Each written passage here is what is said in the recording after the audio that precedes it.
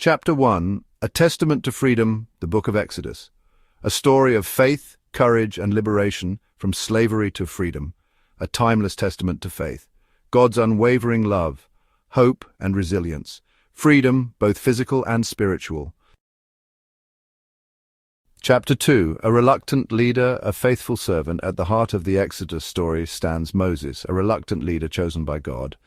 Born into oppression, raised in Pharaoh's palace, he never forgot his Hebrew roots. Caught between two worlds, Moses became a compassionate leader. He confronted Pharaoh and led his people to freedom. Moses' life reminds us that God chooses the ordinary for the extraordinary. Chapter 3, The Heart of Exodus. Exodus is a story of deliverance. God hears the cries of the Israelites, enslaved and yearning for freedom. A message of hope and liberation. God sees, hears, and responds. He acts with power and compassion. Exodus 3:8 encapsulates this message. A land flowing with milk and honey, God's promise of liberation and new beginnings. Exodus inspires hope and resilience, a story that continues to inspire. Let us embrace its transformative lessons. With God, all things are possible.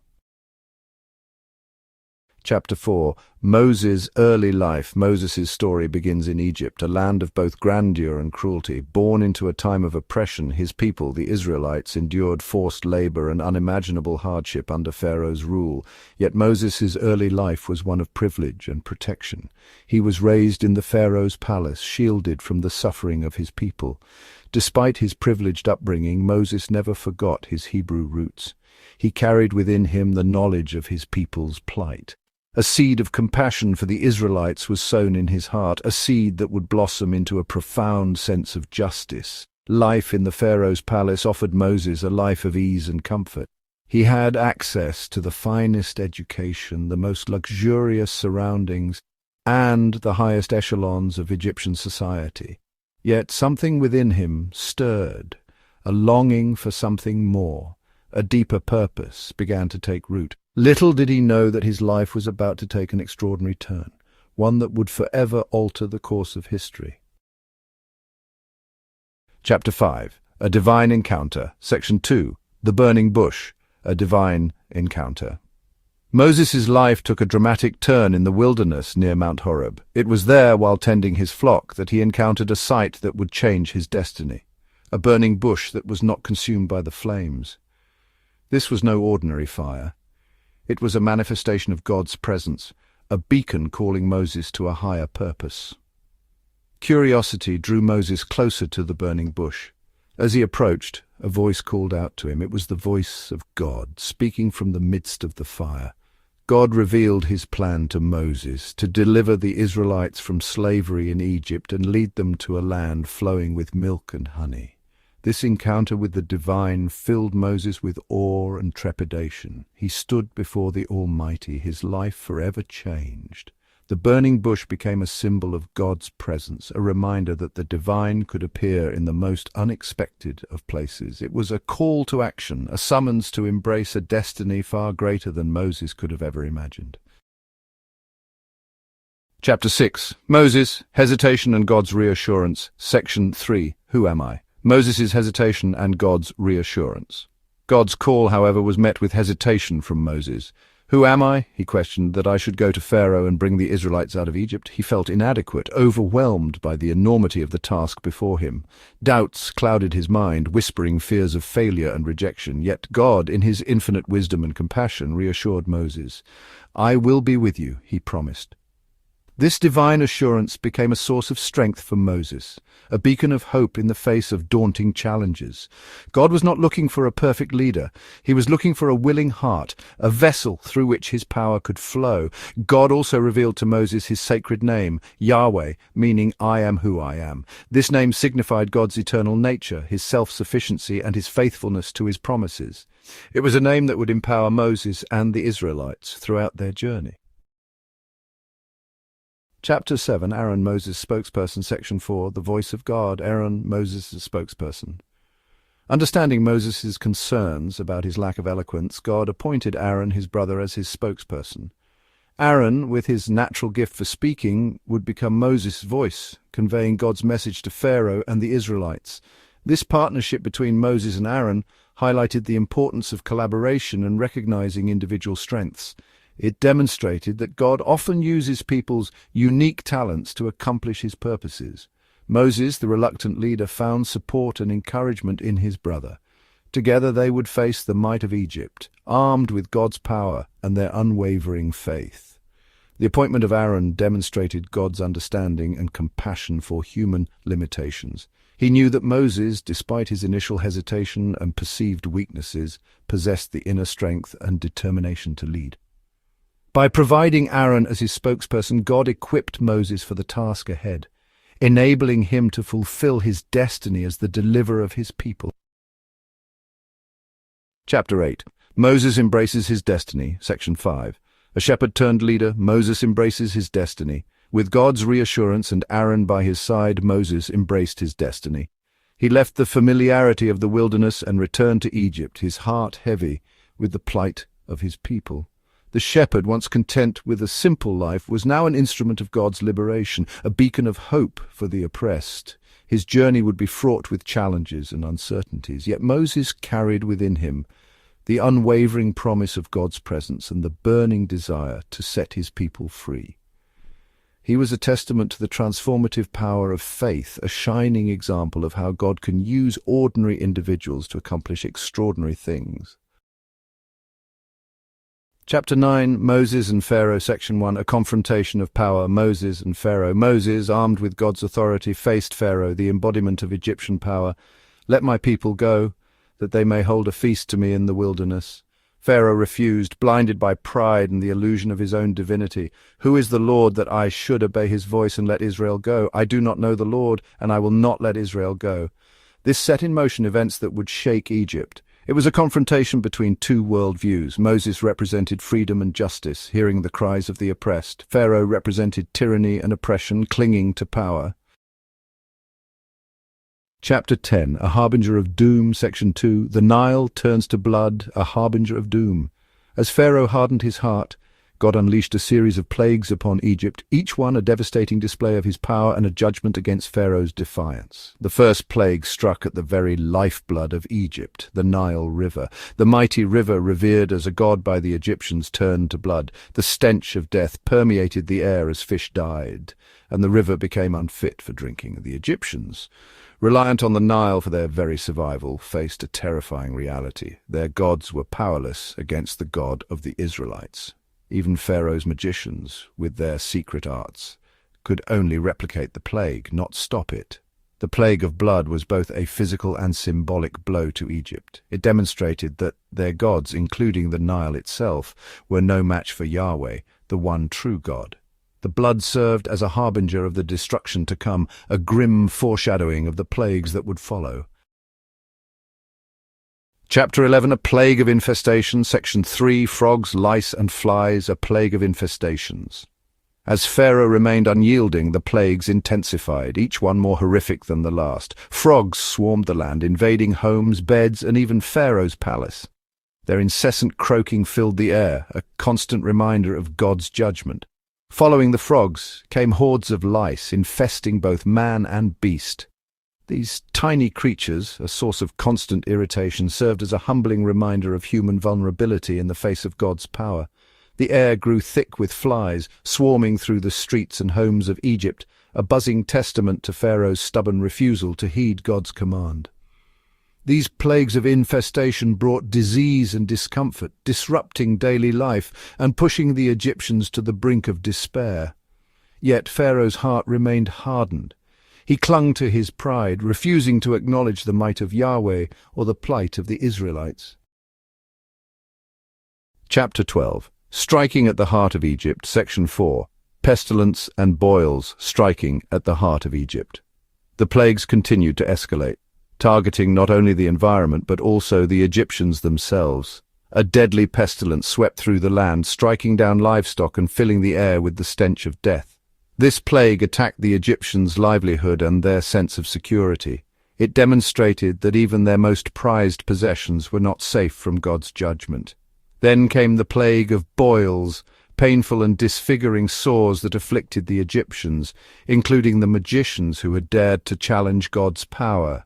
These boils, covering their bodies, served as a visible mark of Pharaoh's defiance. They were a constant, agonizing reminder of the consequences of resisting the will of God. Despite the suffering and devastation, Pharaoh remained unmoved. His heart, hardened by pride and a refusal to acknowledge Yahweh, seemed impervious to the pleas of his people and the undeniable evidence of God's power. Chapter 13, Devastation from the Heavens, Section 5, Hail and Locusts, Devastation from the Heavens. The plagues continued to intensify, demonstrating the awesome power of nature under God's command. A devastating hailstorm, unlike any Egypt had ever seen, rained down upon the land. The hail, mixed with fire, destroyed crops, shattered trees, and laid waste to everything in its path.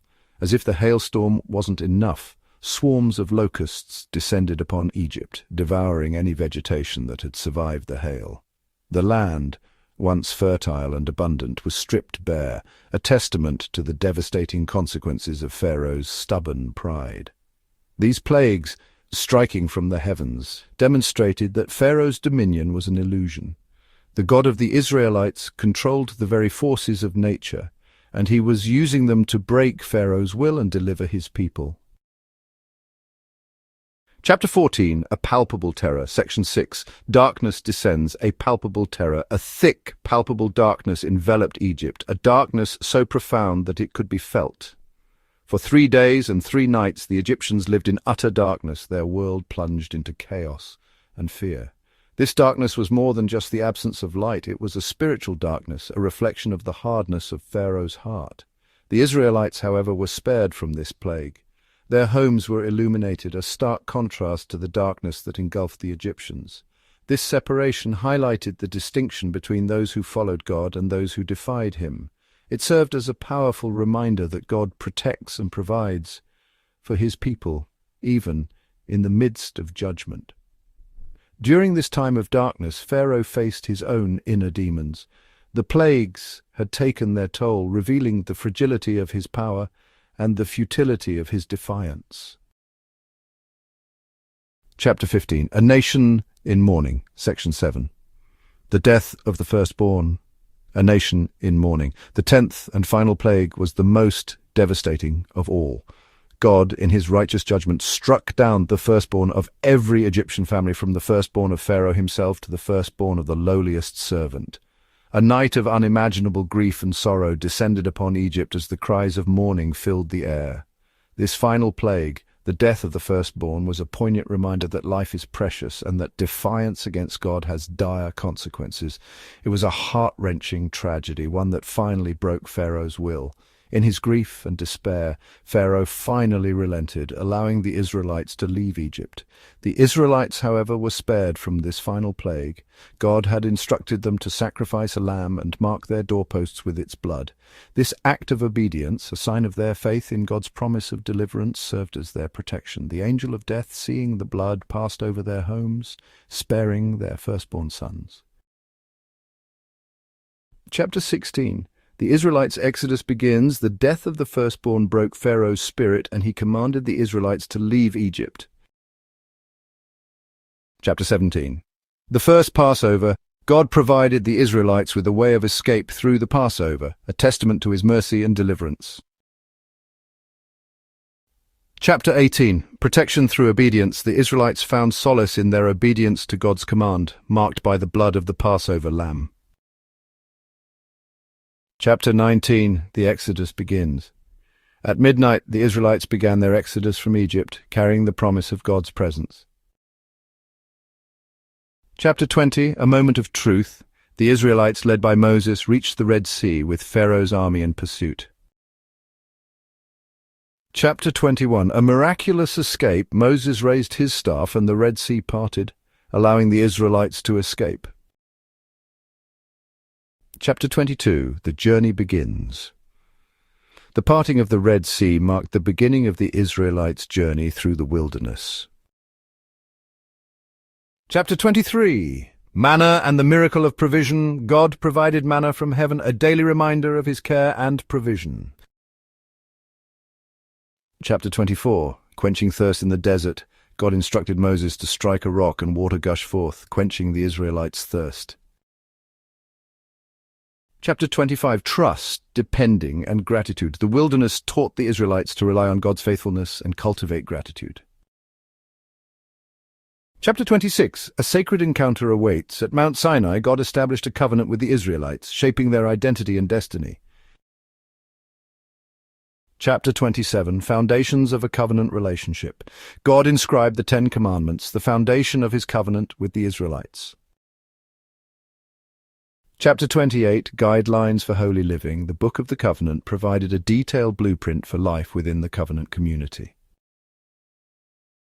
Chapter 29, A Promise for Generations. Section 4, A Covenant Renewed, A Promise for Generations. The covenant at Sinai was a living testament to God's faithfulness, passed down through generations, shaping the Israelites' identity and worship. It was a call to obedience and a promise of God's enduring faithfulness. The Israelites pledged their allegiance, sealing the covenant with sacrifices at Mount Sinai. Chapter 30, God's Instructions for the Tabernacle. Section 1, A Blueprint from Heaven, God's Instructions for the Tabernacle. God provided Moses with instructions for a portable sanctuary, the tabernacle. This sacred dwelling symbolized his presence among his people. Designed meticulously, it reminded them of his holiness and covenant. The Israelites responded with generosity, offering valuable materials. The tabernacle's construction was a collective act of worship. Chapter 31, A Portable Dwelling for a Holy God. Section 2, The Significance of the Tabernacle, a Portable Dwelling for a Holy God. The tabernacle, unlike the grand and permanent temples of surrounding nations, was designed for portability. It could be assembled and disassembled, transported and re-erected as the Israelites journeyed through the wilderness. This unique aspect of the tabernacle reflected the nomadic nature of their journey and, more importantly, the ever-present nature of God.